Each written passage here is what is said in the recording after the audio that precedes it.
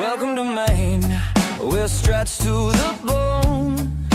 Prices keep rising, the paycheck stays prone. Inflation keeps knocking, won't leave us alone. They're selling the lie, groceries climbing, the gas tank is low. The bill's hitting harder than snow, but silence still blankets the truth. Where does it go? They're selling the lie.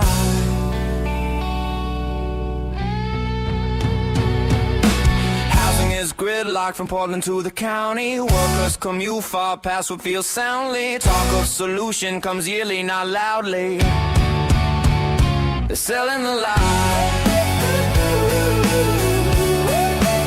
They're selling the lie.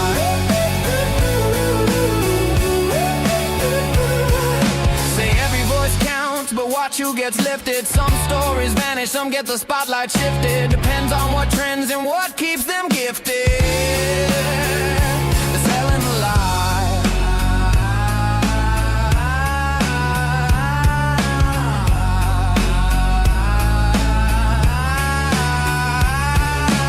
I won't believe them, I wanna believe, but truth's always stuck in between. Static and spin, drown the signal again. Nothing is what it seems. I wanna believe you, but every headline turns daylight into redesigned skies. Facts get twisted, context missing. We choke on the simplified alibis. Wanna believe you, but all I see is shadows where the answers should shine. The fact is fiction, conviction. Welcome to the Muddy Waters Podcast, where Mainers tell their stories, unfiltered. Good afternoon, Maine. This is Chuck Ellis. Welcome to the Muddy Waters Podcast. The Muddy Waters Podcast exists, as we all know at this point, to help the people of Maine better understand what's going on in our state. Unfortunately, the organizations that should be doing that are what we today call the mainstream media, but they're derelict in their duty, and they have become a propaganda arm of the Democrat Party rather than an organization focused on helping you understand what's going on in your world. And they're always pointing us, unfortunately, to what's happening in Washington, D.C. or in Iran at the moment, where we have so little impact on being able to change and fix what's going on, so that we're hopeless and enraged, and they can control us. We exist to try to help focus you on the things where you can have an impact, which is your own backyard, whether it's school boards, city councils, or our state government, where our vote actually matters so much more than the president of the United States, as important of a role as that is. And so I bring on guests to talk about what's actually happening here in the state of Maine. And fortunately, we are blessed to have with us this afternoon Representative John Eder. Thanks for joining us. How's it going, brother? Did you have a good time? You have a good time at the convention? Yeah. I've been involved in Maine politics for 4 years. I ran for the first time in 2022. This is the first time I made it to a convention. That was my first Republican convention. Yeah. We were gonna go last year, but my wife took ill, and so we were at a hotel nearby, but we didn't end up going. But I had a good time. What was your favorite part? That's a great. I think just general networking, seeing a bunch of conservative people, and I think seeing people's reactions. Like, one of the nice things, I think we're right now, the people are, they got their fisticuffs up and everybody's fighting both the candidates and the people who have their favorite candidates. But one of my favorite things was, as all the candidates the gubernatorial candidates, I should say, got up and kind of talked about who they were, where they came from, why they're running. I kept hearing people say after every single candidate, like, wow, we got a lot of great candidates. We got a lot of great candidates. Obviously we want to try to solidify around the candidate who we think is best / who we think has the best chance of winning a general election in a state that Trump lost by 6.5% to the worst presidential candidate in U.S. history. Yeah. I had a good time. I was hanging out with, I picked up my lid from Maine Girl Dads. I was hanging out on the runway back there with Maine Girl Dads. That was a good time. The energy was great. And, Republicans are fun. They just are. And I enjoyed meeting all sorts of people from all over the state, really committed people. And I feel like the energy is high, and I feel like we're gonna take the house. And I kind of like my favorite was Jonathan Bush's speech. Really, I have to say, I'd kind of written him off. I'm a David Jones supporter. I've always liked David's activism, especially during COVID when he helped to defend Rick Savage up against the Mills administration. And so I think of him as a very activist candidate, and he asked me for his support early on. And he's great. There's so many great people, and but I was pretty impressed with Jonathan. I liked his speech. I thought the energy was great, and I cornered him in the hall a couple of times when each of the gubernatorials have their own room and on Friday night, right? And they invite people in and they give out free drink tickets. And I was impressed with his just sort of extemporaneous passion and ability to just rip on any topic, dealing with Maine and all the insane Maine laws and red tape, and he was pretty cool. So I was had a bit of I'm not saying I'm still a David Jones supporter. I thought that was fun. I thought he did a good job. And then I missed a few of them because I was going up and down the runway, and I was running in and out and talking to people, and I was doing some fundraising for my campaign. So I didn't get to see everybody speak, but what a great field. And I was just impressed, like, that these guys have been going around for how many months now? They could probably say each other's speech. Oh, yeah. In fact, somebody told me that Jonathan Carter had, throughout just messing with people, had been ripping off people's taglines, talking about Owen's uncle or whatever else that he'd heard so many times. And so I'm just impressed with these guys, and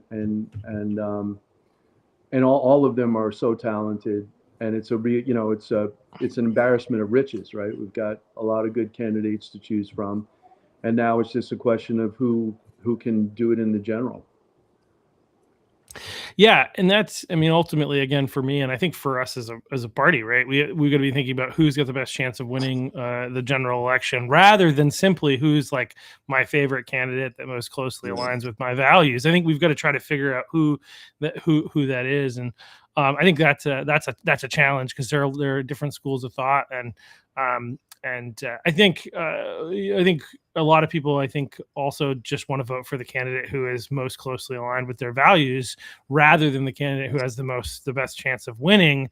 But and I understand that. I get that. But anyway, my opinion is we got to win more than we got to feel good about just simply feeling good about the person we vote for. So, but I'm not endorsing anyone. But I will say, one of the things that surprised me, like I've met with and talked with all the candidates, have a really good relationship with I would say all of them, I think, as far as I know, unless there's something I'm missing. And I would be happy to have any of them over against the Democrat candidates. But, you were talking about Jonathan Bush, and I like, being that he's a Bush, he's surprisingly down to earth, easygoing, easy to talk to. And that was one thing that, like, it's weird because, like, I'm poor boy from like the middle of nowhere, Maine. I was just talking to somebody who's lived in Maine their whole life, and they're like, Athens, where's Athens? That's where I grew up. And it's Athens. Yeah. The dump day parade. Do you remember the dump day parade? They still have that. It was the 4th of July parade. 4th of July parade, but the moniker was dump day parade, right? I don't remember hearing that, but I believe it. It was that might be before your time. There were a lot of like hippies and back to the landers who ended up in Athens, right? Yeah, there was a place in between. I think it was Athens and might have been Solon. This like hole in the wall road is what it was called. Really interesting place. But like, I was there the last year they had the West Athens parade, and it was always filled with debauchery, teenagers drinking and smoking and all kinds of stuff. And apparently it got so bad that year, the parade started so late. and somebody because everybody was smashed, right? And somebody got mad at somebody else and tried to pull him out of their car and beat him to death, and now they don't have the parade anymore. I may have been at that last one, or that sounds like any of them, but I may have been at that last one. And I'm sorry if I did anything to get the parade canceled.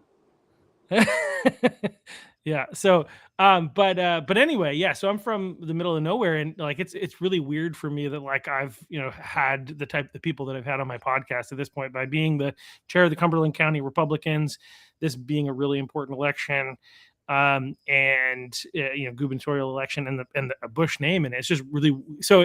I was surprised by how down to earth in particular he was, but they're all really great, really easy to talk to, really.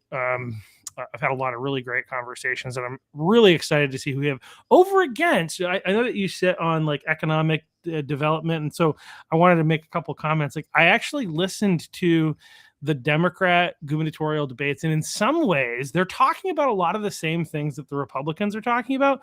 One thing that is devoid of that is like not included in the conversation is why we're in this position where, because they're talking about real estate taxes and how much of a burden that is for people. They're talking about I think was not tax. What was the other? Oh, energy costs and how that's impacting people, right? So they're talking about these things that the Republicans are talking about, but they're not talking at all about. They're even talking about education and how poorly. I remember Angus King Jr. The third, I should say, being the one that brought it up at their debate about how poorly we're doing in terms of education, how we've been on the decline, and it's like got to get back to basics. They're actually saying, I think I saw Heidi Sampson in the Maine Education, was it Institute? I mean, she and they're like, I had some candidates that I was coaching for school board here in my neighborhood down around Waterboro. And I had them, I said, I think the tagline you should use is back to basics.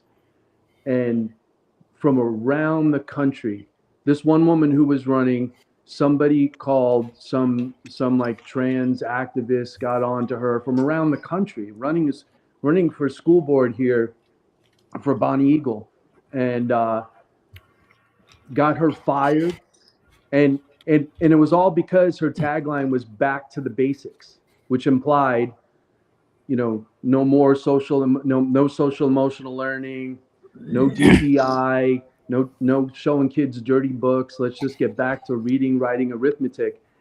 That was incendiary to say that, and now I see that the Democrats are saying, yeah, we got to get education back to basics. Now that we went from the top of the list in the country to the bottom of the list in the country in the past couple of decades under Democrat rule. Yeah, it's a trip. It's like we'll break your leg and give you a crutch and tell you that we helped you, right? It's hard to like. I don't understand. So part of it, I not to be like arrogant, but like I think might have. This is what other people have suggested, and I think I've come to be true. This is not something I earned; it's something I was born with. Like, I might have an above average capacity for understanding and learning and understanding complex systems and things such as the political environment, economics, things like that. Not everybody's as capable, and not everybody has the time to be able to dedicate to understanding it, right? And so like I sit there and I still with that wonder how you can sit here and see where the Democrats have been in control by and large most of the last 40 years here in the state of Maine, and we've had this decline. Obviously we had that blip when LePage was governor of 8 years, but largely most of the time prior to that, the Democrats have had control, at least a portion of control. I don't think outside of that, again, 2-year window where the Republicans controlled the House and the Senate and the governorship, they've at least controlled one of the bodies. And so, but they're not owning any of their own policies that led them here. You mentioned that you sit on, what's the committee again that you're on? I sit on housing and economic development. Yeah. and we spent the the session the last 2 years just trying to fend off any more red tape on businesses and cut red tape on business. But the first thing I did, not to flip the script because you said a couple cool things I wanted to address, but the first thing I did when I got there, you sit on the committee, you're newly sat on the committee, and all of these department heads come in front of you. And the head of the Department of Economic Development came in front of us, and they had this sort of like prospectus, glossy book of, the health of Maine, health of the Maine economy. And they said in the beginning of the book, we started this report on this date, and it was interrupted by COVID. And so I saw my opening, and I said, well, do you have any, I don't see anything, and this is a really nice glossy pamphlet here. Do you have anything about all the businesses that you shut down during COVID? Do you have any a read on that? Like, how many businesses did we lose? How many jobs never returned? No, that's water under the bridge. We're just moving on. But yeah, the cool thing about Maine, to get back to what you're saying, like you're rubbing elbows with the Bushes, it made me think about what a come about. And part of me, part of my transition from being on the left, having been the highest elected Green in the country back in 2002, to becoming a Republican, is encapsulated in the fact that when Jonathan Bush, the gubernatorial candidate, takes the stage, he has to disavow the Bushes. I mean, what's happened? I mean, just to talk about the flip, like I may have mentioned to you last time we spoke when I was beginning the session, I keep my ears perked up all the time to hear if the Democrats are ever going to say the phrase working class. And another session passed, and I never heard them say the phrase working class. They're completely interested in a welfare class. They're completely interested in giving money to illegal immigrants. In fact, one of my seatmates, I won't say who because I promised her confidentiality, but she came in, sat next to me, white as a good Democrat, kind of looking white as a ghost. And she said, "You won't believe what I just heard." I said, "Well, try me." She said, "Well, don't tell anybody I told you. But I just heard in our caucus that we're not interested in the old school Mainers who have been here working their entire lives, struggling to pay their bills, little old ladies in my district whose houses are falling down around their ears because they can't find anybody to help them, nor can they afford anybody to help them to fix their place up. And I help where I can. We're not interested in those people. The party wants a whole new class of people. Everybody moving from down south who are came from their blue state that the Democrats destroyed, who are just going to continue to vote blue. And why? Because Trump, right? Because this has been, they played the Trump card, they've had it, and even all throughout the Biden administration, they couldn't stop talking about Trump. So they played the Trump card, and unfortunately, too many people, and that's the mission of your show about very local politics, too many people are spending too much time online, and they're getting drawn in by all the federal stuff, which is really just, there's an algorithm to divide us all. And I saw that playing out in the State House in the way that in our committee rooms, I remember 20 years ago, it was like a day out where people would bring their kids to go testify on some bill. And the committee rooms would be packed with people pouring out into the hallways. I mean, I saw that in some cases, the marijuana folks, they still pack the halls and they turn out anytime there's a bill addressing their issues. But I really noticed that there's a fraction of the people who used to come out, and they used to come from Athens and down east, drive hours to come sit all day to testify in a committee room. And I was really bummed to see that there's hardly anybody coming to these committees anymore. People are all And that's what I loved about Maine, to get back to that thing you were talking about. The mission of the show is to get people to focus up on the local things that they can do. Focus up on your immediate area. This is the stuff that impacts you every day. Go get involved in that. And then you mentioned about whether or not people have the time to do it. They have a lot of time, to be arguing online, and not getting anywhere. And Facebook has been busted numerous times trying to get people at one another's throats, doing psychological experiments to try to get people arguing with one another. So, you get your 2 minutes of hate there, and people are spending their time there rather than going, I imagine anywhere you look in Maine. I used to do some political activism, do some work where I would go to town meetings around the state in towns like Athens. And I would imagine that the attendance in all of these meetings is way down. And people, I think, are made tired by all the online BS. And then they throw their hands up, and they don't want to talk about it. They don't want to argue. They don't want to lose friends over it. And so that has been very successful in tamping down all of the great, just homespun, grassroots political activity that I loved about Maine. The fact that, like I said, people would load everybody into the mommy's van and come down to the State House and really enjoy showing their kids the process. What happened to that? So that was something.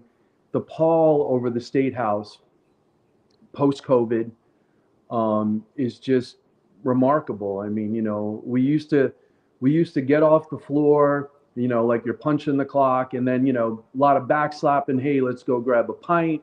Let's go get some lunch. Democrats and Republicans roomed with one another. They drove up and down with one another. Now we get off the floor, and I look across, the aisle to see if there's anybody I can say hi to, any smiling faces, do any little thing to make a friend and repair this rift. And they look at us, even though they're winning every vote by a couple of votes. And please do get out and vote, and make sure that you vote down ticket, because, the Republicans, conservatives only lost by something like 60 votes. We lost the House over a handful of elections. But they're acting like we're killing their puppy every time we come off the floor, even though they win and win and win. Our biggest stab at a victory is now and again we can stop something from really bad from happening. But there was so much just culture changing, business changing, making it more difficult for businesses, raising taxes and fees.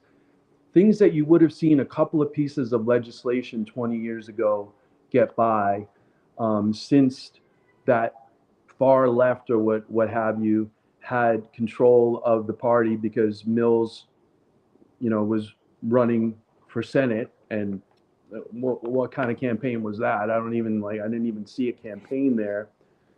She gave it all to them, and I don't know if it was incompetence or what that she let them run the show. But it's just remarkable, the lack of, and I understand that people work really hard, but people in Maine have always worked hard, worked 3 jobs, had all sorts of side hustles and so forth, just like I do. I do the legislature, I paint houses, I do masonry, I'll deliver food, whatever it takes to put food on the table for my family. That's always been the case, but people used to pay attention to politics more, go to town meeting, show up, make their voices heard.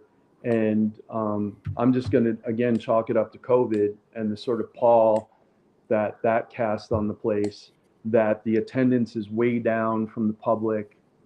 And, the room's still filled with lobbyists. They're all still there because they're paid to be, right? So that was one thing that I take away, is like, how do we stoke? But I see it happening. I see people getting interested, here on the local Waterboro committee, when we caucused earlier this year, more people are saying, I just realized that I've got to step up and get involved. And you don't have to do much, and you can put in a few hours. Now, for you and me, it's kind of like a way of life, right? It's kind of a hobby. No matter how many times I try to get away from politics, and I have taken breaks and gone and focused on my family and other things and hobbies and so forth, I keep getting sucked back in, just because Maine is so beautiful in the way that you as an individual can really have an impact. Have you seen, what kind of impact have you seen? Have you seen sort of a particularly, I think about numerous things, what's been going on in the school boards with the boys being girls sports issue, and what's been going on with the Lewiston shooting. It's been cool to see people going to their local school boards, getting in front of the Lewiston Council, people getting involved again. So I think it's starting to come back, but it used to be a lot more. Well, I think one of the challenges I do think people are starting, especially where I am, which is in a town that had basically a defunct, non-existent city committee for Republicans up until recently, and it's kind of re-emerging and rebooting. This is where I live, and so I've been trying to get that started. It's taken some time to pull the right people together to actually get something going, but people are very motivated. I mean, it's what's really pushing people out of the woodworks is the incredible rise in property taxes as a result of increases in the schools for supposed mandates, and that's a whole nother conversation. But I think one of the reasons that you don't have people showing up to these things in general is that people are demoralized or defeated. Why? You talk about, like, I think this is before you were up there, I believe, but LD 1619 that happened. I think the term before you were there, where all these people, it was overwhelmingly one side in terms of the people that showed up and gave testimony. And what happened at the end of the day? The Democrats had power, so they did what they wanted to do. They strong-armed their own people into getting enough votes to do what they wanted to do, even though the mood of the people was not with them. Why are people going to sacrifice their time to go up and give testimony? Now, by the way, this is not me advocating for not doing that. I think we should do it. After that situation, I went up and gave testimony. You can submit it online as well, which is not as impactful. If you can get there in person, it's so much more powerful.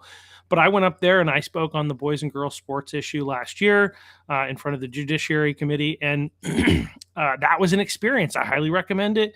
Going back to the Maine girl dads and protecting girls sports and spaces, which is in a bit of danger of being potentially removed from being on the ballot this November. Hopefully it's still there, but like the hearing that they had for that recently was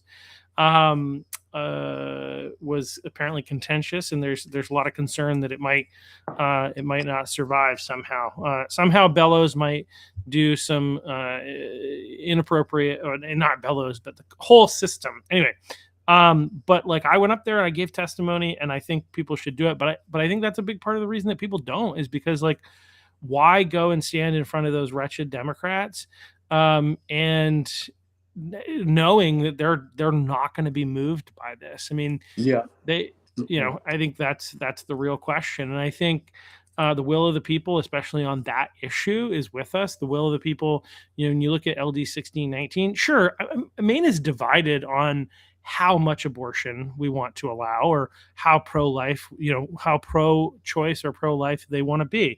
But the vast majority of the people in the state of Maine do not believe in no reason abortion beyond viability. If the baby can survive up to the ninth month. Right. The people do not agree with that policy, right? That is the current policy, but the people of Maine do not agree with that, which is why there was such backlash. Even though there's some division, there's people who don't want to be completely eliminate abortion access. And there are people, but the vast majority of people can at least agree that we don't want to go beyond this. Outside of a situation where the mother's life's at risk, beyond viability seems wrong to the vast majority of Mainers. But what did the Democrats do? They had power, so they passed it anyway. And they didn't last year. They did not pass the boys and girls sports. They had like 3 or 4, maybe 5 different bills that would have gotten boys out of girls sports and spaces. They did not pass it. They had an opportunity with this ballot initiative. It went before them. They could have just decided to take it up and let's just go ahead and pass it. We know the people of Maine want it. Let's go ahead and pass it. Instead, they're not in favor of doing what the people that want done. You might have lost me there. Oop. All right. Am I back, John? Do you see me, hear me? Yeah, you're back. Yeah, you're back. Oh, I don't see your video now. You see me? It's I'm frozen right now. See me? No. Your volume just got way up. Sorry, everybody at home, but yeah, John, I don't know what happened there.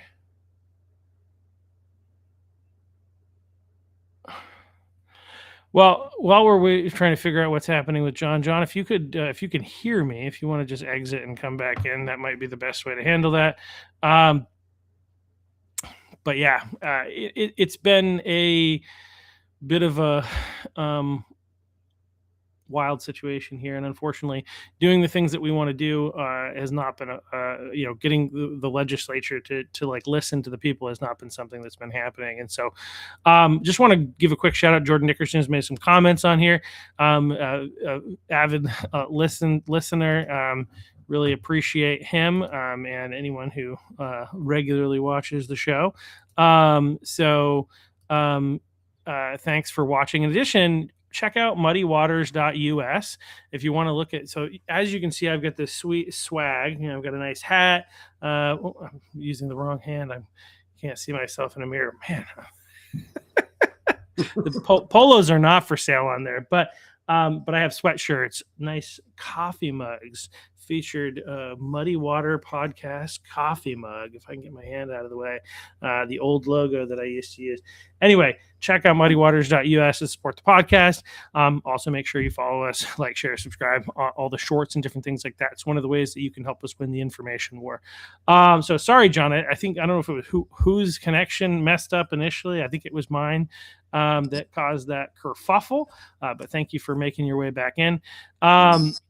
I love those lids. I got to get me one of those. Put one aside for me. Yeah, absolutely. Yeah. That especially if you 2-time guest, we got to make that happen. All right.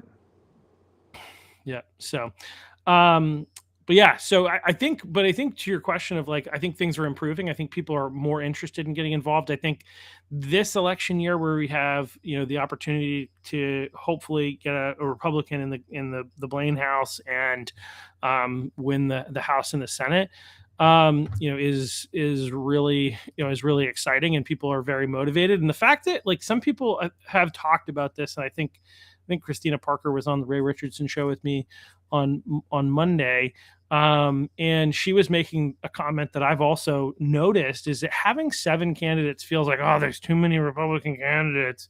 It's hard to figure out who to choose. Like, there has been a little bit of a complaint, but the reality is it's forced that all those candidates have had to create teams of people that has engaged more people in that race and in Maine politics than otherwise would have been engaged. And as long as we all continue to march together after the primary, that's a net positive for the state of Maine and for giving us the best possible chance of, I think, winning in November. So a lot of reason to be excited. A lot of committees are starting to form and yeah, so I'm excited.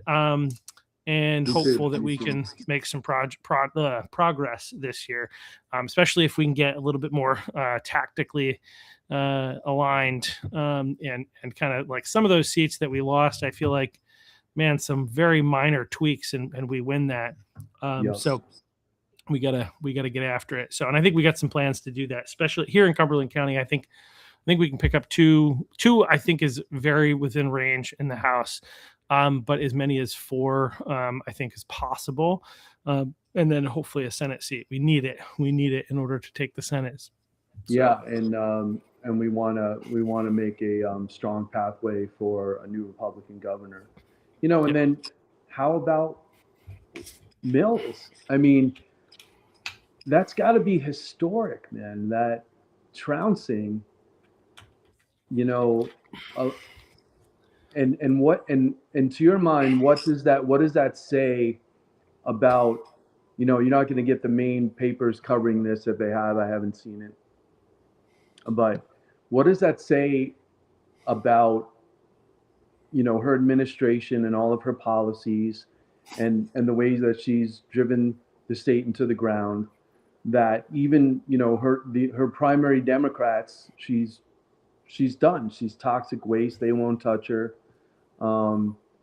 And I just feel like that is also really good news for us. Um, and and I can't say enough, again, people, we need people to get out and vote. Down ticket. I can't tell you how many doors I went to last time where I got something came up on my phone. I can't tell you how many doors I went to last time running in my legislative race here in Alfred, Lyman, and Waterboro, where I'd see an American flag. I'm like, okay, this is going to be a good Republican. And some dude would get up and come meet me at the door, and he'd say, I only need to know one thing, son. Are you voting for Trump? And I'd hand out my literature. Yeah, yes, sir. Okay, but my name's John Eder. I don't care. Are you voting for Trump? Yes, sir. Okay, that's all I need to know. And we need to get a good message out there, a strong message that people need to vote down ticket. I even had a couple of people come out of the polling place, despite my working my butt off and putting signs out and doing the mail and doing video. I had a couple of people who, I introduced myself. You stand there introducing yourself on election day. You kind of look like an idiot because you can't even say what you're running for by law. I think now you can, actually. I think we changed the law. But you can only introduce yourself. Then people say, okay, who are you? And then I can't say. And but then when they come out, you'll hear people say, well, I didn't vote for you down the ticket because I didn't know your name. I'm like, well, you're a conservative, right? You saw the R next to my name. I'm like, so in effect, you just voted for my opponent, So yeah, but I am excited about what's going on. And this whole thing with, Mills really getting her butt handed to her is just, it's historic. It's huge, Yeah. And then to see something I've never seen before, this out of nowhere, somebody who I think in the past you would have referred to as sort of like a crank candidate in Graham Plattner, killing it like he is, and laying down, this titan of Maine politics. The ground's shifting in an incredible way, and I'm just fascinated by all of it. And we gotta defeat that guy. It's just nuts to think that we would throw over one of the highest ranking officials in the country, bringing home what she does from Maine. I've never heard anybody complain. Her constituent service of Susan Collins's constituent service is top notch. I've had her hire friends of mine to work in her office in DC, no matter what party they're from, just that they're a Maine kid, she gives them a chance. She is very in touch with Maine. To think that somebody would think it's a good idea to throw that over for a freshman senator who can't keep his story straight is stunning, but that's where we're at. And I think, again, it's like everybody's TDS, the fact when I first came to Maine, it was Olympia Snow and Susan Collins, and women in Maine were so proud that they had these two powerful female senators representing them in Washington. And it had nothing to do with party, and so for me, that's still true. She's an amazing woman, hardest worker in DC. Sits on appropriations. So the fact that somebody would be thinking about throwing that away for a for a first-term freshman who we don't know a thing about, prep school, fake oysterman, fake working class, but it's an exciting time to see. I mean, it's going to be a wild year. I mean, it's going to be such a wild year. Yeah, it's going to be really interesting to see what happens. I mean, that whole situation is bizarre in general. It's hard to describe Graham Plattner and any way that, like, outside of saying that he is a good public speaker and he has a really great media team, right? If you cut outside of that, outside of those two things, like, he was an outright communist a couple of years ago who has a Nazi tattoo, was a World War II buff before he got the Nazi tattoo, but claims to not know that it was a Nazi tattoo. But people who used to work for him stated that he was in his campaign, who have left his campaign, had said that he absolutely knew. He actually prepared and was ready to address these concerns as they came up.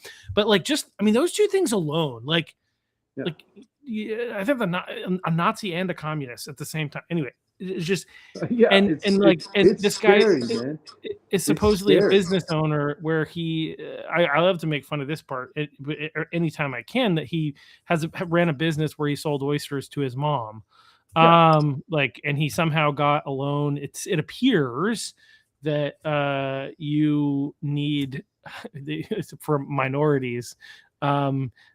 He got supposed to be for like Black Americans or whatever, African Americans, got a loan to start his business, like some sort of an SBA thing or something. I don't know the exact, but it's like, I don't know. And that like, we're just scratching the surface. And from what I understand, there's tons more that's going to come out.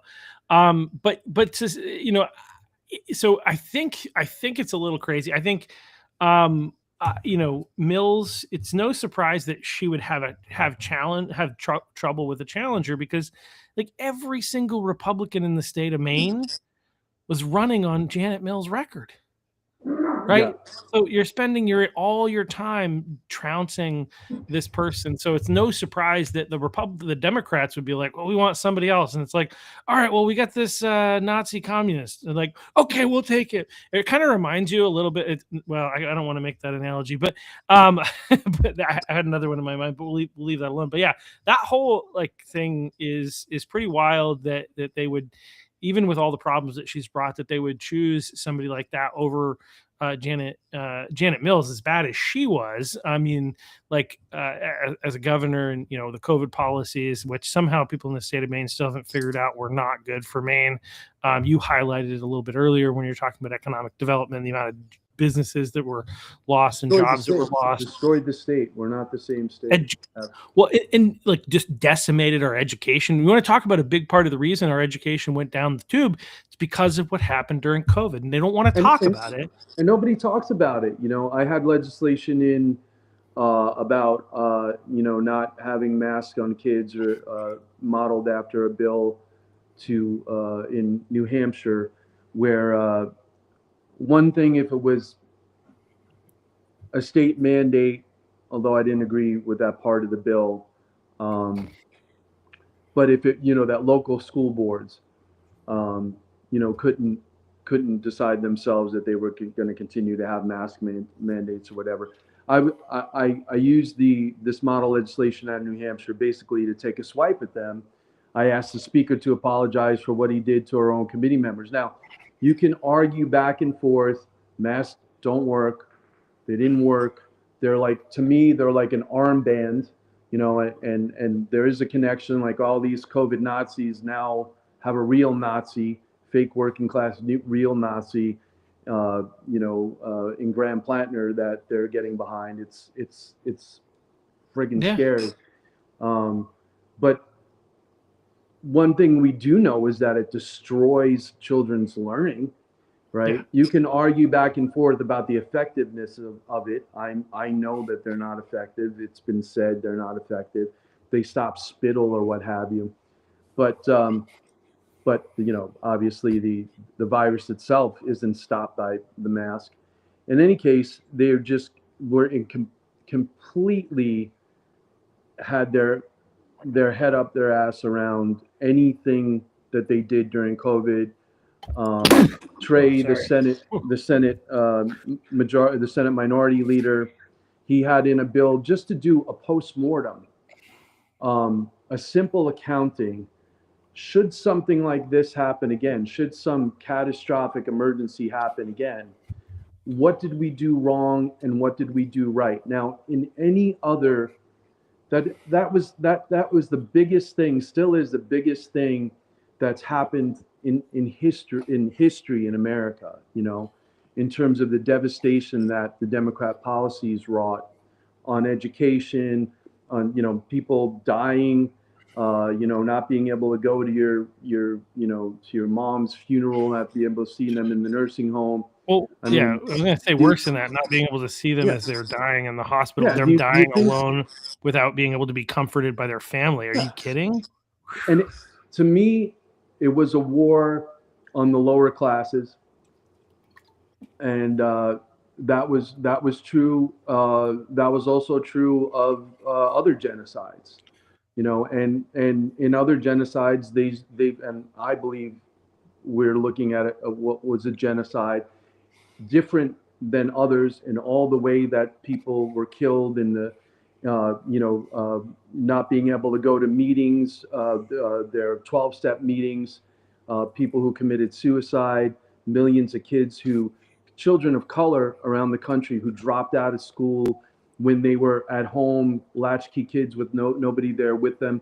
In that moment, there was a push. They went after really young kids when their parents weren't paying attention and tried to pull kids over to trans ideology. There were agents online doing that. I've heard that repeated again and again by the women who visit us, speaking against boys and girls sports, saying that I asked, when do you think this all started? They all said COVID.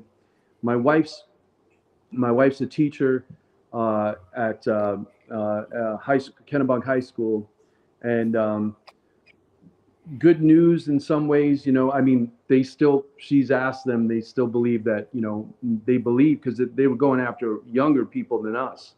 They believe that emergency powers in that case were fine and so forth. But they luckily, she sees that they've become disenchanted with the trans ideology that the new students have. Also good news, she says, that they've become disenchanted with their phones and living their lives online. That makes me really hopeful. In my campaign, I saw a lot of young conservative men and women, particularly a lot of young dudes coming in all their work clothes.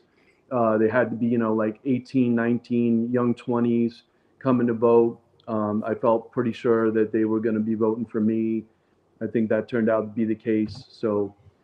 But the devastation that it wrought, and I look at those people in the Plattner audience, I know some of them, and I know how they ostracized family members and friends who wouldn't get the vaccine, and still don't talk to them, and still have stopped all communication with relatives and their grandparents who can't see their grandkids still. I notice it's no mistake to me that a lot of those people are in Plattner's audience, and they still wear their mask as though it was an armband. And one thing, and like you say, the idea that how could he not know he was a World War II buff? Add to that, right, that he was a Blackwater mercenary with a penchant for taking his shirt off, right? You tell me that the other Blackwater dudes didn't recognize that SS tattoo? Of course they did. Those military guys, by and large, are World War II buffs, right? If you've ever sat around a room with any ex-military, they all know their stuff about World War II and other conflicts. So the fact that somebody wouldn't have said to him, "Hey, dude, I like your tattoo," of course, that happened. And the fact that they like a Blackwater mercenary, prep school, communist, liberal, it's wild. It's wild. And And that's us not having dealt with what happened during COVID, what's still going on. And I was taking a genocide class while COVID was going on, and I wrote a paper hearkening back to the original progressive movement in the 1920s, the 1910s and the 1920s, and they were in a committee of correspondence with the Nazis. The Nazis were seeing their eugenical policies and were in admiration of them. And they, in America, the progressives were in admiration of how the Nazis were actually putting it into law, because the progressives here in America couldn't do that. And these people call themselves progressives. So I see a real connection there between that and what went on in COVID, and just a complete, and they were the victims of it too, of this poisonous shot. I put in a bill to say that we would stop promoting the shot to kids. I mean, the pandemic's over, the epidemic, the virus is completely attenuated. Kids were never, ever at risk.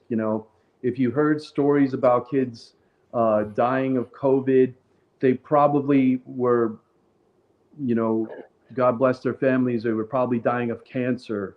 And then they, and then they gave them the PCR test. So there's no accountability about this. Yeah. Like the woman from the Department of Economic Development said, we're putting that behind us. I'll never let it go. I'll never let it go. You shouldn't. I'll never stop talking about it. And I'm looking for justice on that, and I'm looking for accountability on that. I'm never going to let it go. No, I mean, I think it would be great if we could get some justice and some accountability.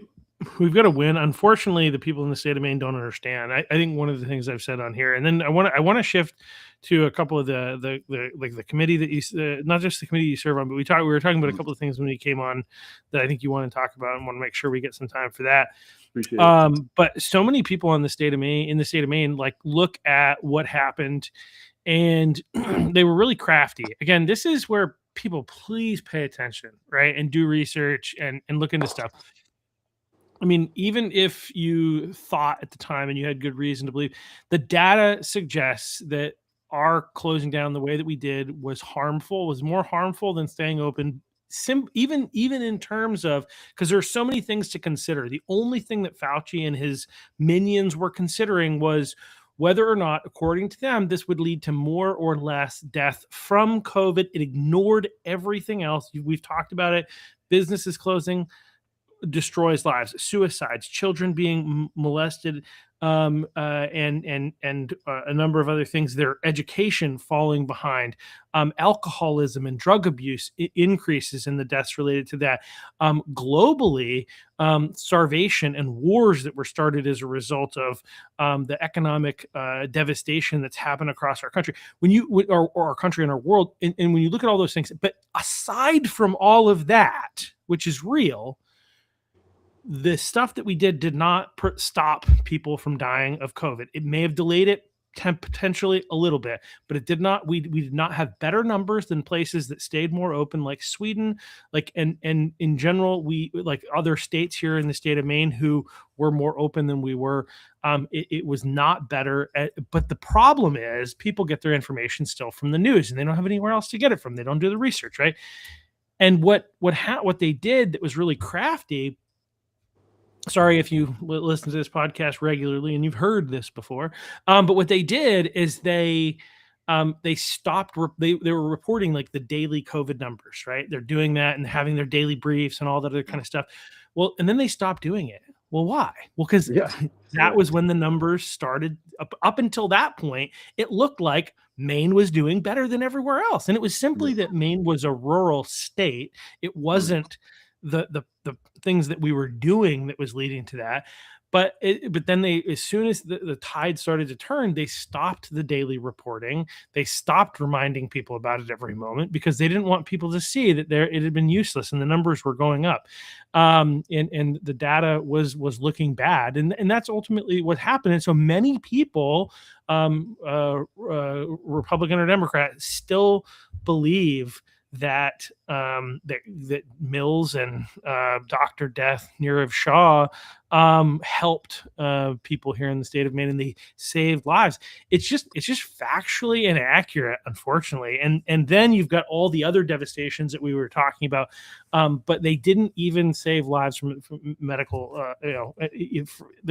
All those things that they did. Not only did they create all these problems, they didn't even help the thing that they were supposed to be fixing. And that's without even getting into whether or not the jab led to deaths as well, and I think there's data to suggest that. So it's just it's really unfortunate. So keep talking about it. I highly recommend. You know, I was one of the I'll never get the jab. I actually joke like that. My Democrat friends convinced me not to get the jab before Biden got elected, and then that same vaccine they said they'd never take because you need at least 10 years to be able to test it, and it's not really, they don't have the time to as soon as Biden's elected, the same exact vaccine. They're like, well, how do I get in line? Like, no, you guys convinced me. What are you doing? It hasn't been tested, right? Yeah, that turned around in like a week. Yeah. You know, where Kamala Harris was saying, I'm not taking Trump's shot. So if I would go at my friends online, you know, later that year when they were rolling out the vaccine, and I would say, oh, so you decided to get Trump's shot, huh? It's not Trump's shot. I'm like, okay, well, you know, warp speed and all that. And when the FDA and pharma agreed to this rollout in warp speed, which was completely historic, all the testing regimes out the window for this emergency, and they stopped counting the flu, by the way, the entire time. They agreed that they would be looking at the post-marketing data, the deaths, the injuries. It should be off the market. And clearly we should stop giving it to kids.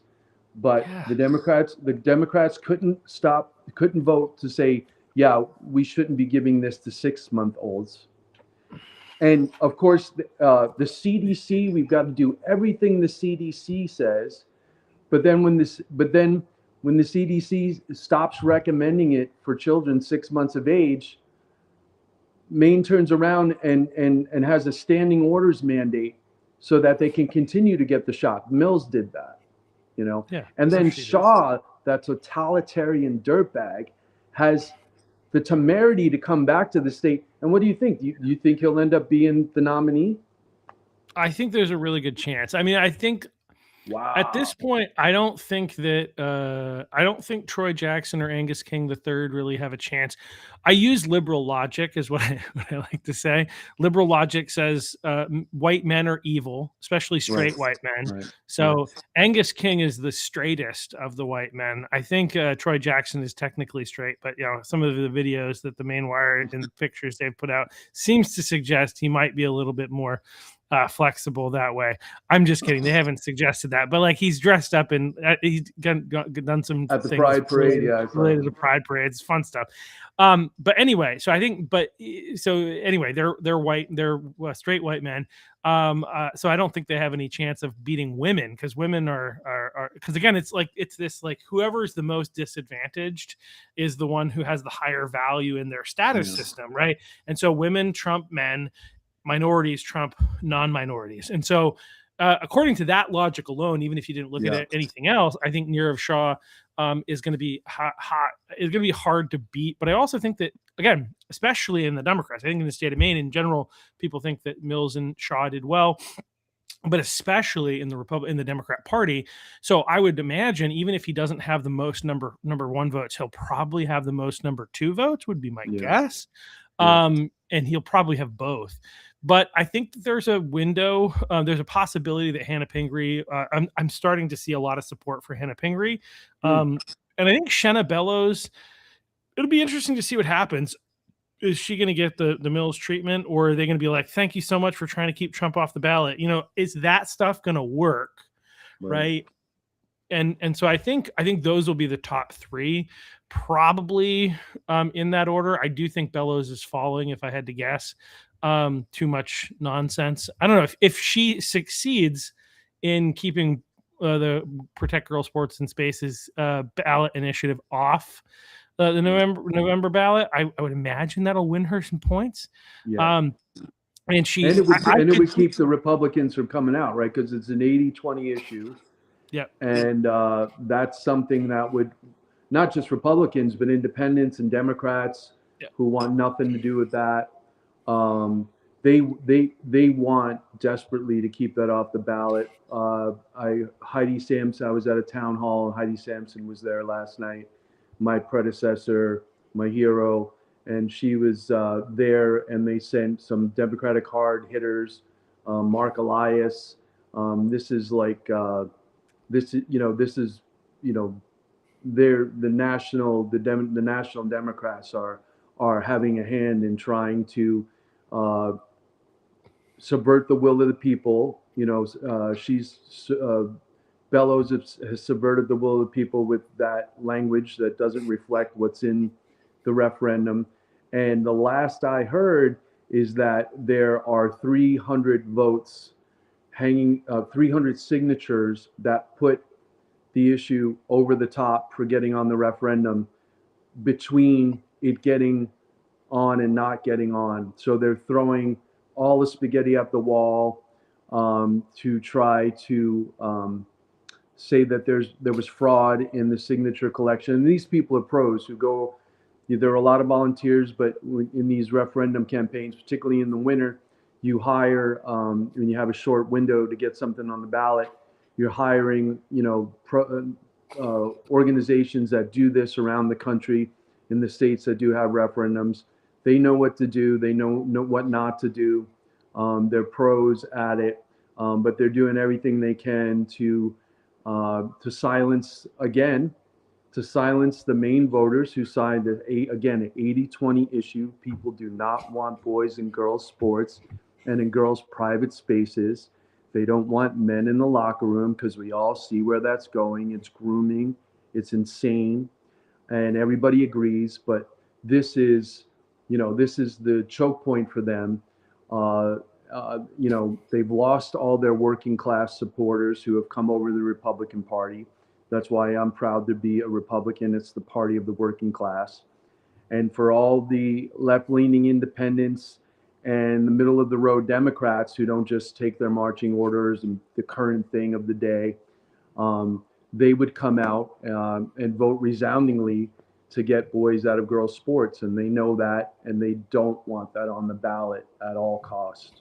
And so we've got to pray that the legal team that is defending the referendum, and pray for Heidi that we can keep that narrow margin so that Shenna can't do it again and subvert the will of the Maine people. Because generally, in these signature gathering campaigns, you're honoring the intent and the will of the voter who signed that petition, and you're trying really to approve all the signatures that you can, because like you said, the process, when you come up to a committee and you line up on an issue like this and the Democrats don't listen to you and you've filled the committee room, well then you've done your due diligence of taking all the steps that you need to take to get the law addressed or changed, and then you take it to the referendum. And thank God in Maine we still have the referendum. But she's an enemy of the referendum unless it's, for some issue she wants, like the red flag law or voter ID. But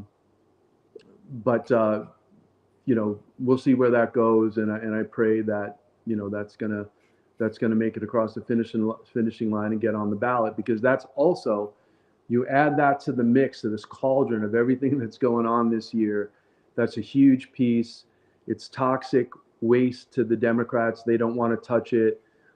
They didn't bring it to the floor to discuss it again because they know they've lost so many people on it. So that's where that sits. But another aspect of this upcoming election that's just, to me, I know everybody says, and then everybody says what I'm saying now, that I know everybody says this is the most historic election ever. But I mean, everything that's going on due to the Nazi tattoo, who knocked out the former sitting governor, and the technocrat who destroyed the state in Nirav Shah coming back to run for governor, all of our great Republican gubernatorial candidates, all the House races. It's a cool year to get involved and to, get out there and make your voice heard. And we definitely need people to help. And yeah, it's definitely historic. I don't think that there's no hope if we don't win something, but it's scary, and so obviously we need to turn the tide here, and I think we can win. I think whether we win all three or not, I mean, obviously I think there's a chance that we do, and I hope we do. I think we've got some tactical things that we're doing. We've got some funding sources I think that haven't existed in some of the previous election cycles, and obviously Susan Collins is going to be spending a lot of money trying to get out the vote for conservatives, and that's going to help us all the way down the ticket. Yeah. And so I think that there's a really good chance that we can get the House for sure. I think I wouldn't say that's in hand, but I think that's very much in range. I think the Senate is a little bit more challenging, but still in range. The most challenging one is going to be the governor's race, a statewide election. But if we get I think that's where, again, going back to getting the right candidate there is pretty important. And so but one of the things I wanted to, I think that you wanted to talk about was related to your two things, actually, I think related to your position on the government oversight committee. And I kind of I labeled this podcast government oversight ? Because what are they actually doing anything? And a lot of the things that I think we would have them do, they seem to be ignoring. And so I wanted to give you an opportunity to talk about some of the things that have come up in this term in the legislature that you've been dealing with on the government oversight committee or wishing to deal with. Yeah. Well, first of all, the buzzword of this administration and my time up there these past 2 years, just having finished the second session, is fraud. And the Government Oversight Committee looks into that, and talking about just ignoring something like with the COVID numbers, for example. Maine Wire exposes these organizations. Payments are stopped.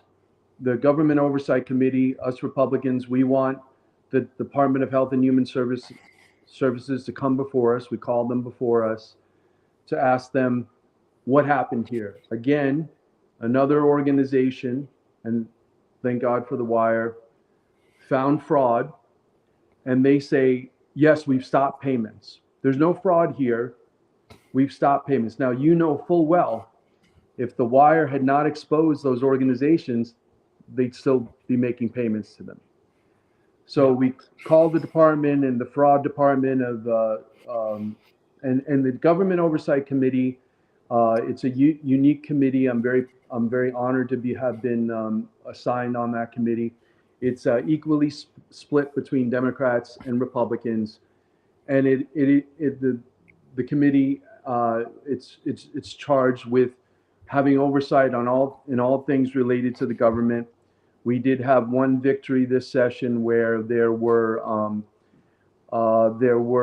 people taking the driver's exam who were bringing their own interpreters, and a whistleblower who the administration tried to silence and defame, came out and said that he was noticing that a high percentage of people who brought these particular 6 interpreters were passing the test 100% in very statistically off numbers. These people who were interpreting for these test takers were always getting 100%. So clearly they were giving them the answers. And so we got the Bureau of Motor Vehicles to say that people could no longer bring their own interpreters with them, that they had to use interpreters on staff at the Bureau of Motor Vehicles. So that was one victory. That's one thing that we look at. We were looking at the fraud, and there's always this dog and pony show. They come before you, the department, when we say the department there, we know who we're talking about. We're always talking about the Department of Health and Human Services in Maine, and riddled with problems in the leadership. The director, she got from her own employees a vote of no confidence when she was appointed to the position. So they come before you and they show you all these PowerPoint slides. And the guy from the fraud department says to us, well, we got this one guy who was scamming food stamps. And we're like, okay, good. But this is huge. This is hundreds of millions of dollars, tens of millions of dollars. We're just scratching the surface every day. Because John Feddersen is out there going and knocking on doors. We're scratching the surface every day. But they slow walk you. And we say, do you have enough computers? How do you check for fraud? Are you all good with staff? Not that, not that we want to give more staff to the bureaucracy, but if they need more staff to stop this rampant fraud, then okay, no, we're fine. We have enough employees. We have computers. So then how is it that everybody is finding this and you repeatedly are not? And then they simply stop payments, but don't admit any fraud existed in these various cases. And then, the Republicans, us Republicans on the committee, we do just a little light grilling of these department heads. And then the chairs of both Democrats, they hush us up. Shh, be respectful now. They came before us of their own volition. Well, we could subpoena them to be before us, but we're just going to ask, some straightforward questions here about how are you continually missing this? And there'll be more coming out and more coming out. Meanwhile, and all this money going to illegal aliens and housing illegal aliens, when, our elderly Mainers can't afford food and can't afford to pay their heat and, can't afford to keep themselves housed, and are rotting in their homes without any help whatsoever. We're just giving away all this money. And the most galling thing to find out is, Chuck, all they need to do is close up their LLC. And I don't think that we can go after them for more than $100,000 of the lost money. If I remember correctly, all the Republicans on the committee were stunned to find that out. So all they need to do is close up shop, disappear. Yes, the payments stop, but only because we found it and pointed it out, because activist media found it.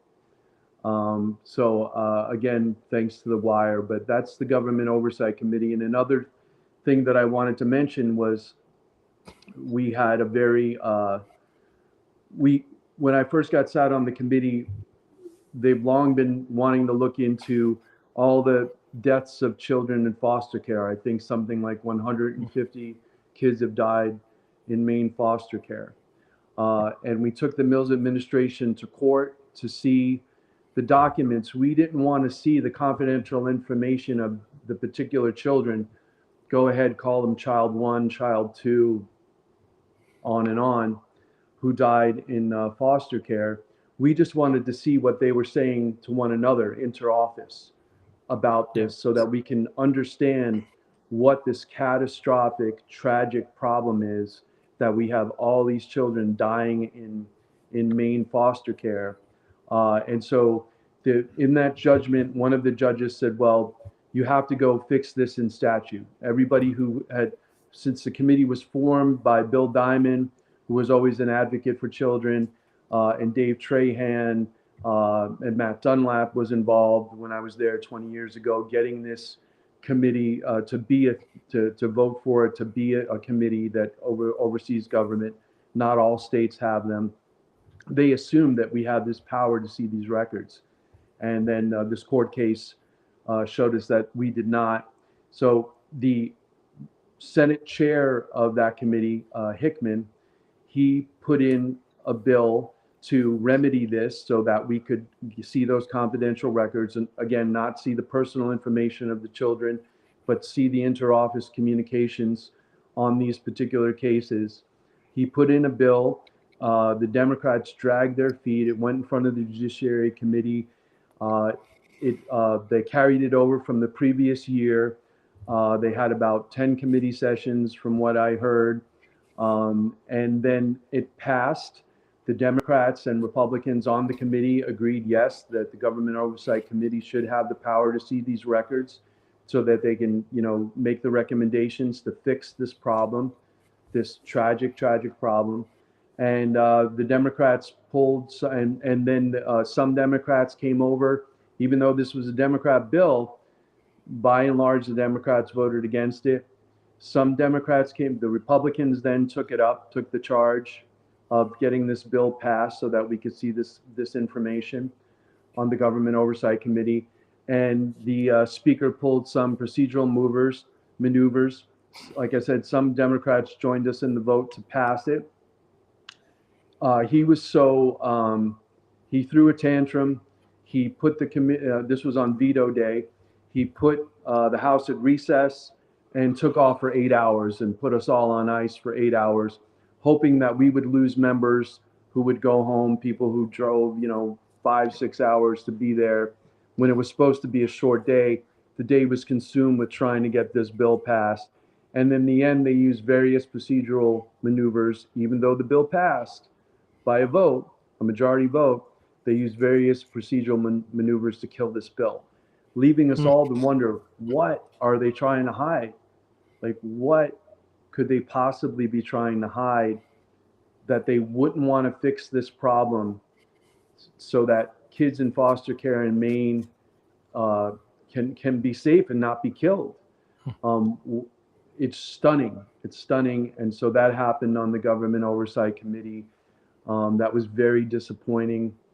And I mentioned to you before we got started that I wanted to take up, so as a member of the Government Oversight Committee, or really anybody can, introduce a letter to the committee as the first step. And then the committee decides if that's some particular topic of government oversight that they want to investigate. And I want to investigate the distribution of funds by the Maine Community Foundation of the Lewiston shooting victims. It's my belief that they have misled donors. There's something called the Maine Charities Act, which dictates the way in which you can raise money. And we know that they took that fund and they split it up and they gave it to 29 nonprofits.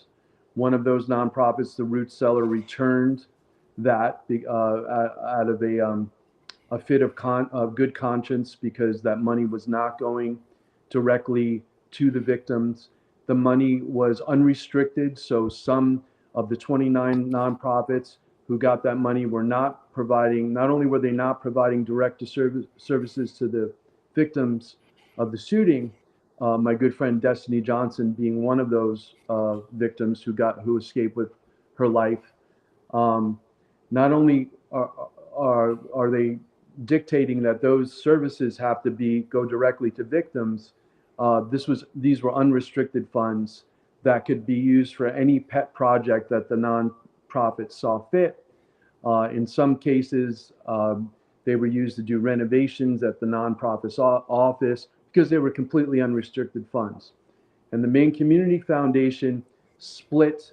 They had one heading, support the Lewiston shooting victims, and they split that money off into two channels, giving some of it to the 29 nonprofits.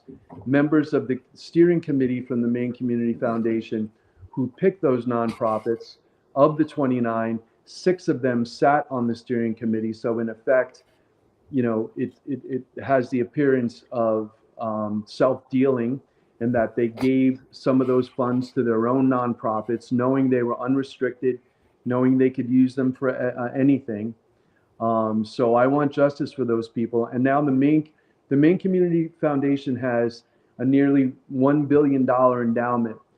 They could, let's say that this was all happening very fast. The legislature also passed a bill creating the Victims Fund, put the Maine Attorney General in charge of it. The Maine Community Foundation became the fiduciary because they have a very particular niche in distributing funds to nonprofits in the state of Maine. They should just admit that in the heat of the moment, some errors were made. They have the money to make the fund whole, to do clearly what people intended around Maine and around the country when they dug into their pockets and gave whatever they could to help the victims of the shooting. There are victims of the shooting who have become homeless since. There are people who can't afford to pay their bills because they lost the breadwinner and their family was killed in the shooting. And the fact that any of this money will go to nonprofits who could, spend it, for example, on, housing illegal aliens or what have you.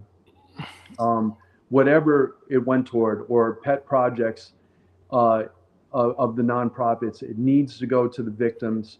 So after this next meeting that we have in May, we meet once a month, the Government Oversight Committee. We should meet a lot more because there's a lot of oversight that needs to be done.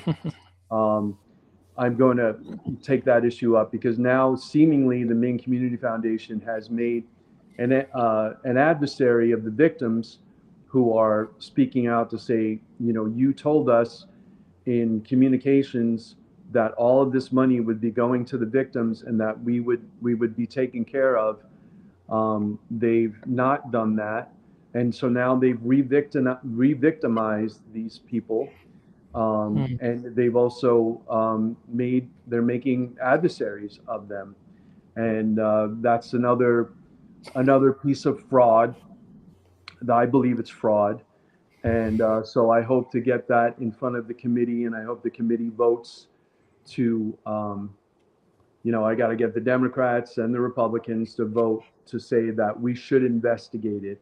And then I'd like to ask the Maine Community Foundation to account for how they distributed the funds. And now I'm working with Amy Sussman, who's a big advocate for the victims. And now I'm made to understand that that the Maine Community Foundation is throwing the nonprofits under the bus. The nonprofits may not be at fault.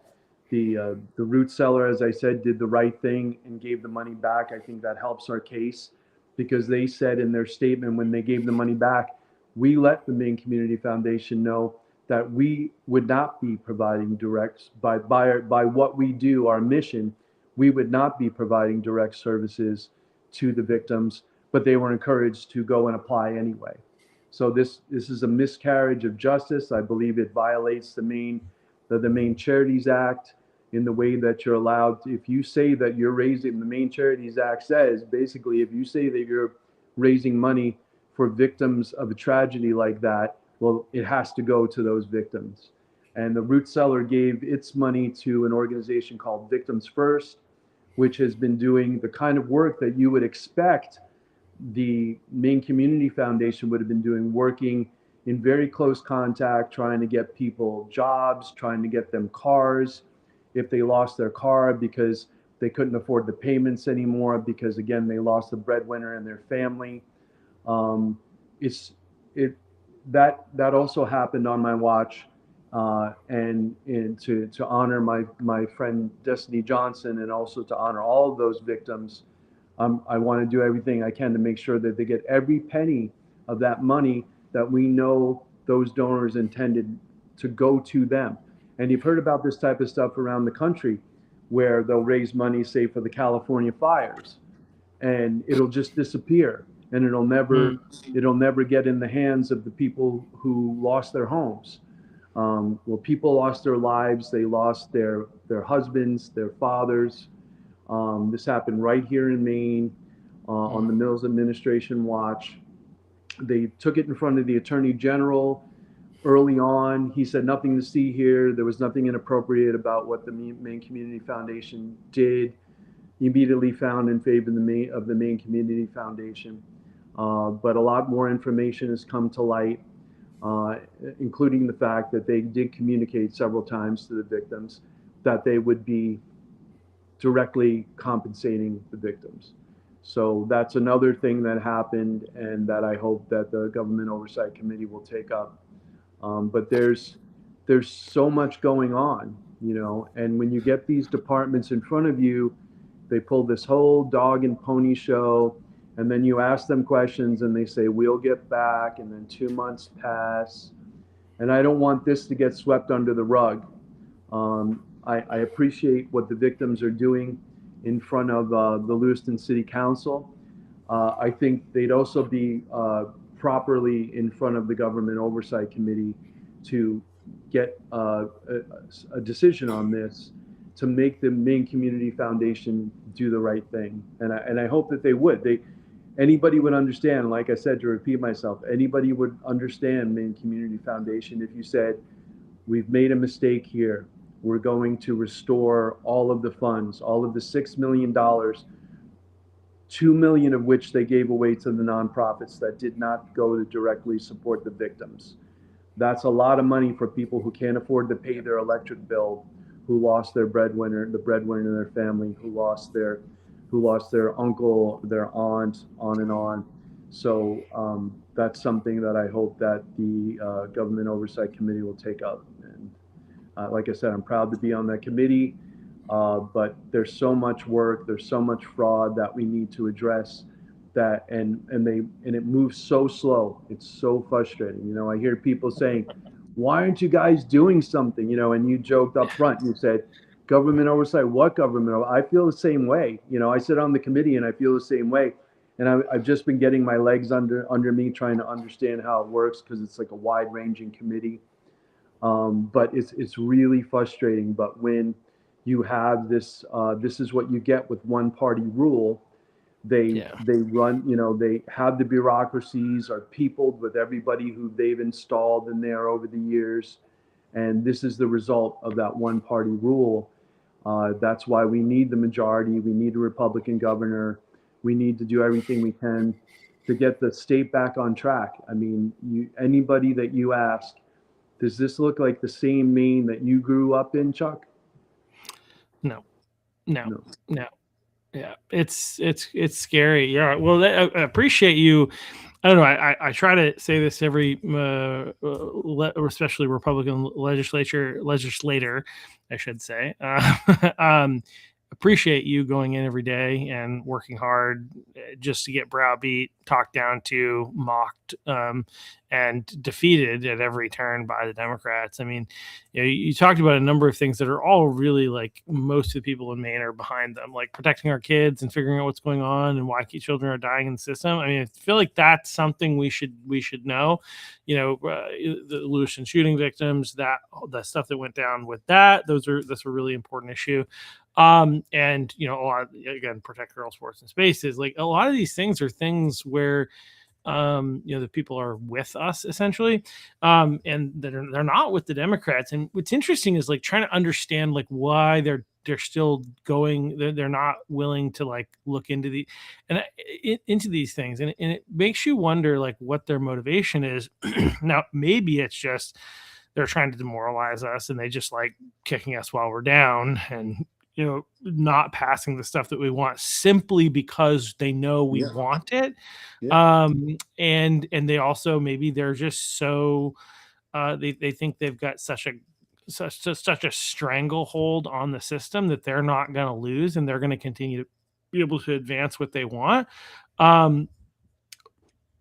Or it could also be, just that they, part of their tactic on how they try to make themselves look good, and is to not ever admit defeat, right? And not ever admit fault, and not ever admit defeat, and so it's possible that so many of these things are happening. But either way, we know that what they're doing is not what's in the best interest of the people that they represent. And in that way, you got to feel bad for Democrat voters who, many of them have old school historic Democrat values, which basically makes them Republicans. They just don't know it yet. And they're not being represented by the people that they're voting for, and that's disappointing. If you're a Democrat, I think we talked about this with John Featherston on a number of times. Like if you're a Democrat voter and you believe that the government should be giving money for programs to be able to help people, and there's all this fraud, you should be furious, because that means the people that you voted to help are not getting that money, right? These are things and so you got to feel bad for the Democrat voters, because they're not being represented by their party for the most part.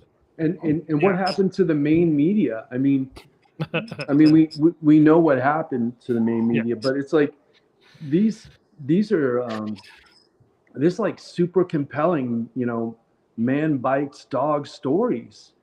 The fact that they have no, like, why should being defrauded of your tax dollars, taking money and giving it to non-citizens, why should that be an argument?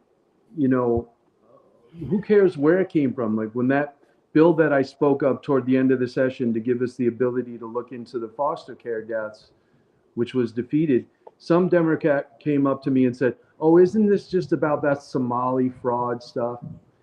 And I thought to myself, and that the Republicans just want to beat the Democrats over the head with Somali fraud, which was, in my mind, I'm thinking, okay, you're calling it Somali fraud. That, I don't know, that's something a little racist about that because it's Somalis doing the fraud, that we would look the other way on obvious fraud. Fraud is fraud. It's reverse. Fraud is It's fraud, reverse. Man. It's reverse racism, and I was told that reverse racism. I think one of the comments I made previously is reverse racism is racism, but So there's really no such thing as reverse racism. It's just racism. As though because their opinion seems to be, and it's almost monolithic. Oh, that's what people of color are going to do. They're going to break crimes. They're going to game the system. Is that what you're implying? Because I don't think that. I don't care. I don't care who they are, right? Yeah, it's not their fault, because white people set up a system that is against them, and so it's okay for them to break the law. I don't know. Maybe that is what they're saying, but that's. I think that's baked in there. I think that's baked in there. There was a bill too that I pointed out to John Feddersen from The Wire, that they had this bill, something like the Nick Shirley bill in California. At least that's the way I was interpreting it, come across the floor here at the end of the second session, where they wanted to give grants to provide security to nonprofits. I immediately thought of John knocking at the door of those empty offices with the mail piled up to your ankles. I immediately thought of the fact that they were trying to keep, like with the Nick Shirley bill, trying to keep Maine news organizations from going in and investigating fraud. That's the first thing that leapt to mind. And so what it is, it's a grant program that nonprofits can get state funds, I believe from the general fund, to hire security at their nonprofits. Now, why do you need security at your nonprofits? To keep John Feddersen away, obviously, so that he can't uncover the fraud that you're doing. So that bill passed despite the Republicans voting against it in unison. Yeah. And one of my other bills that I wanted to mention that I had before the legislature this time out was it was a bill to get kids into jobs. It's called the Extended Learning Opportunity Program, and there's job coaches in the schools. This was something that came about through COVID money. One good thing that came out of it, COVID funds, to get kids into internships, to connect employers with young people in the high schools, really high level type of internships, the type of things that college kids get. It goes on all over the state. They were looking to fund the woman. My bill would have funded the coordinator position that makes all this go. And unfortunately, the Democrats didn't see fit to fund it because I guess they don't care about the working class. But what I want to say to people, I know they don't care about the working class, but what I want to say to people is get your kids into AI-proof jobs, get them into the trades. The trades in Maine are languishing. We need kids who can get into the trades, learn a trade, start their own businesses. We need, on my house, I may have mentioned it before, when we were building this house, there wasn't a man on the site under 50. The trades are languishing. And so and AI, I was one of the few Republicans that led the charge, the vote in favor of the moratorium that the Democrats put forth. And, before you get upset about that, my reasoning is that all of these AI architects have been telling us for years, it's going to devastate civil liberties, entry-level jobs, particularly anything that you do on a computer in the next several years are going to disappear. It's going to be very attractive for a small Maine business who can let go of 3 employees and see immediate profit by using AI. It's going to be very tempting for them. So make sure that you encourage your nieces, your nephews, your children into good paying jobs in the trades. That's what my bill would have done. The Democrats didn't see fit to fund it. It died on the appropriations table, but I'm going to bring it back. And so I want to make that my parting words, because all the AI architects are telling us it's going to be 10 times bigger than the Industrial Revolution, 10 times faster, and it's going to destroy civil liberties. You'll be tracked, everything you do on your phone. Remember, track and trace during COVID. The COVID passport, your digital ID is going to be on your phone, and the data centers are the infrastructure to run it. What we've seen with AI so far, from what I understand about it, is child's play.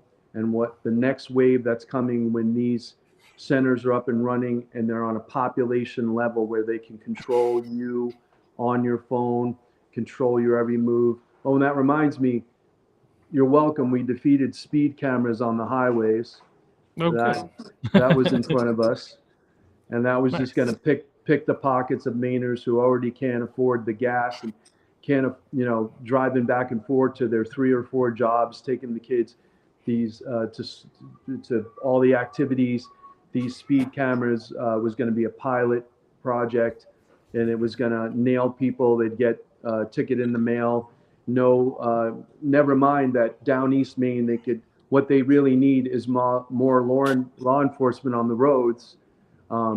We wanted to fund this so that we could, basically pick the pockets of Mainers and fund the highways. We defeated that. That was the one bipartisan thing that I was happy to see happen.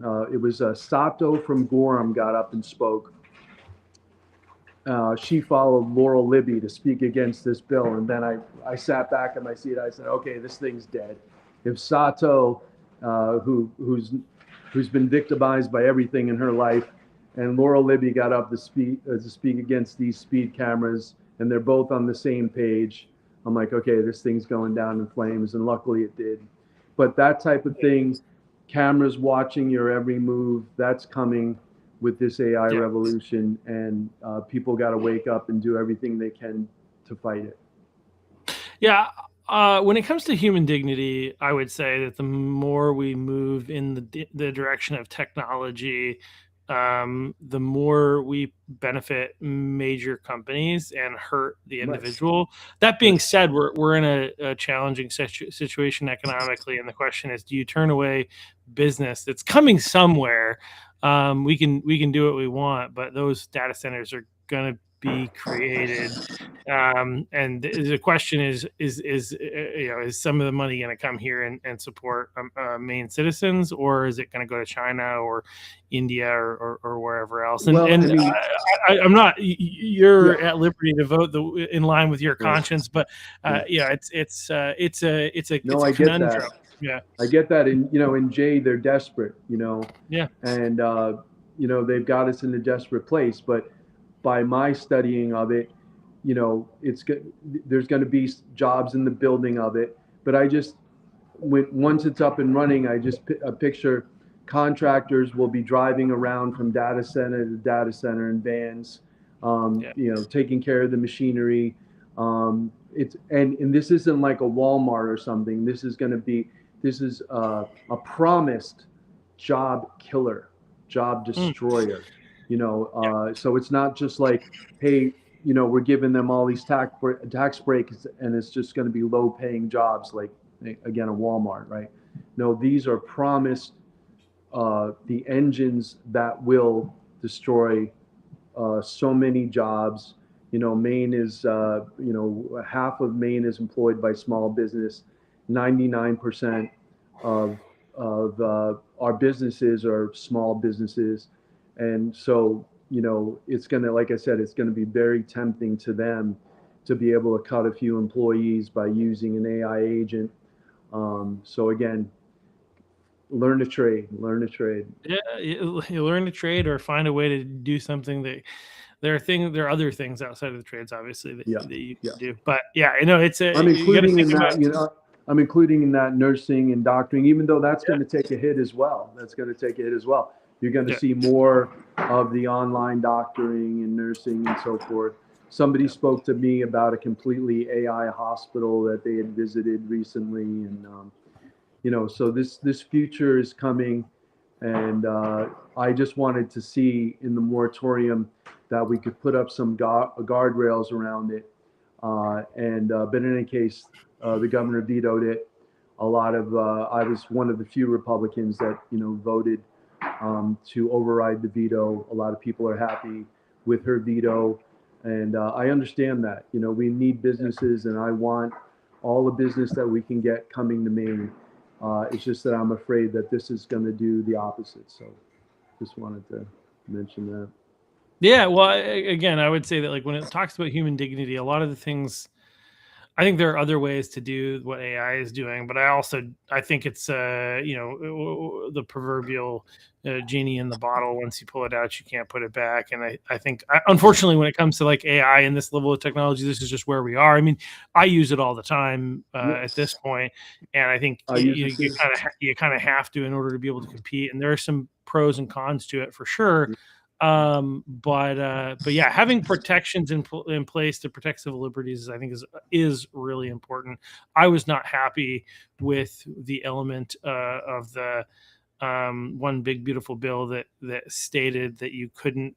I don't know what the rules were, but there were rules around being able to place regulations on AI for 10 years, basically a 10-year moratorium. So you're kind of skirting that law with what you were trying to do is like, well, we're not putting a law or regulation. You're not talking about putting regulations on AI, but on data centers. That's a nice little sneaky way around it. But I mean, there's a concern there, and I think that it's a valid concern. But the bigger concern is just how the more we move into technology, I think, and the more we take away human dignity by taking away the opportunity to have meaningful work, I think the worse it is for the human being. But anyway, well, we should probably get running. But thank you so much for coming on, John. Thank you for all the time. Yeah, you too. It's always a great conversation.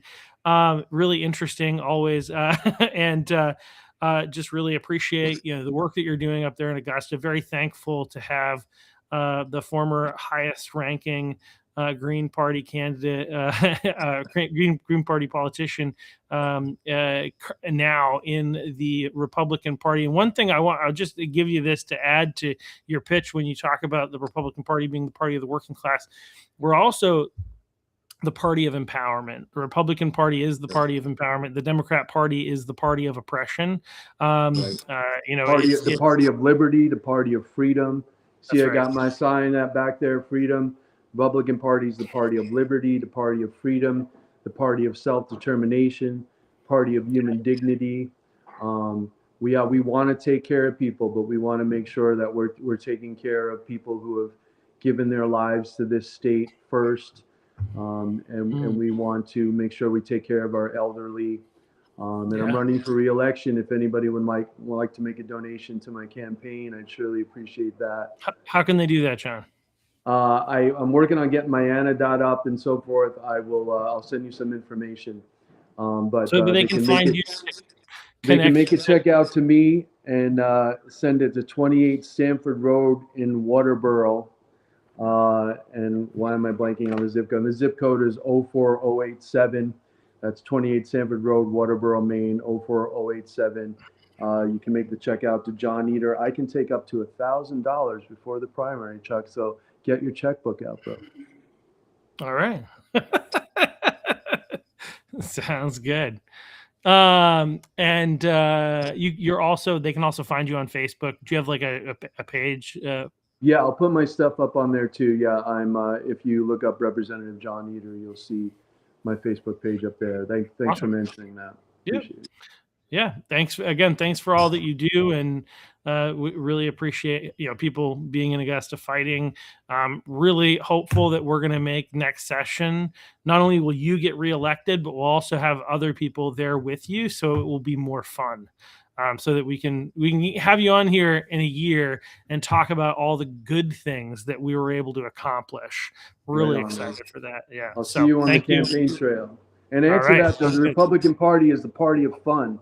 Don't forget that too, right? Absolutely. All right. Well, thanks again. All right. We'll see you guys all back here on Friday with, I think, Betsy Grant talking about some other fun DHHS stuff and daycares. And don't forget the Maine girl dads. All right. Yep. See y'all. Take care.